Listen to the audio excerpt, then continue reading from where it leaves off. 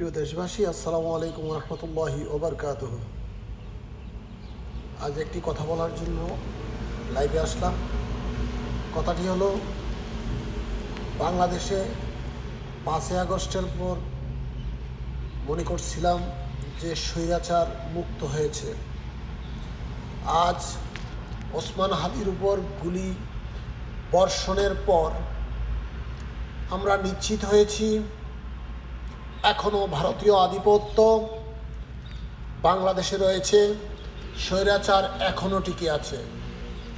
তা না হয় ওসমান হাদির উপরে এভাবে বর্বরচিত গুলিবর্ষণ হতে পারে না। আমি তারই সাথে সাথে বলতে চাই যে বর্তমানে যারা আওয়ামী লীগের লেসপেন্সারি করছে, প্রত্যেকটা লোক ভারতের এজেন্ট।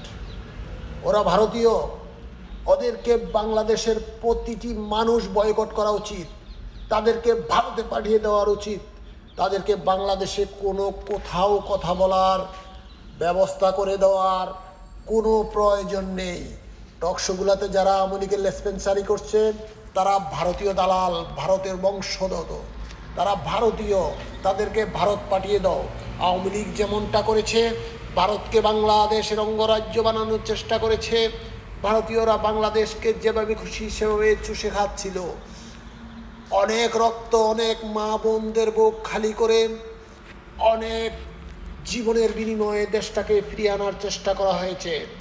আবারও যদি এই আন্দোলন করা লাগে, এই আন্দোলনের জন্য আমরা সবাই প্রস্তুত হয়ে আছি ইনশাআল্লাহ। আমি বলতে চাই, আওয়ামী লীগ মানি ভারত, আওয়ামী লীগ মানি অমুসলিম, আওয়ামী লীগ মানি মুসলিম বিদ্বেষী, আওয়ামী লীগ মানি হলো ভারতীয় দালাল।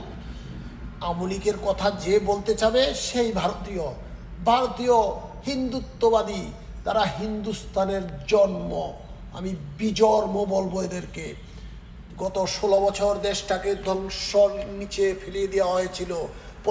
প্রত্যেকটা সেক্টরে দুর্নীতি ভরে দিয়েছিল, দুর্নীতির সীমারেখা ছেড়ে দিয়েছিল।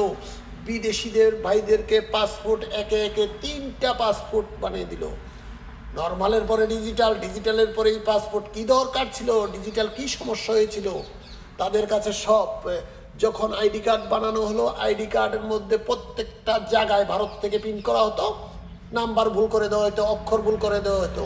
এটা ঠিক করতে গেলে 50,000 1 লাখ টাকা লাগতো বিদেশিদের। এই টাকা সব এই ভারতের দালালরা নিয়েছে। আমি বলবো, আওয়ামী লীগ মানি ভারত। আমরা 71-এর রাজাকার মানি পাকিস্তানি বলতাম না, আওয়ামী লীগ মানি ভারত।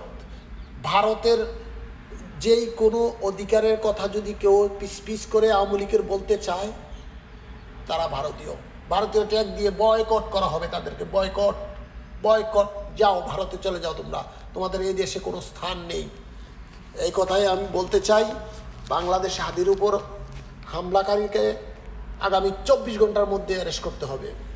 না হয় দেশের সাধারণ মানুষ, প্রশাসনকে, সকল প্রশাসনিক অফিস ঘেরাও করা হবে। বলে দিলাম, সিসি ক্যামেরা আছে, তাদেরকে অ্যারেস্ট করতে 24 ঘন্টা সময় লাগার কথা না।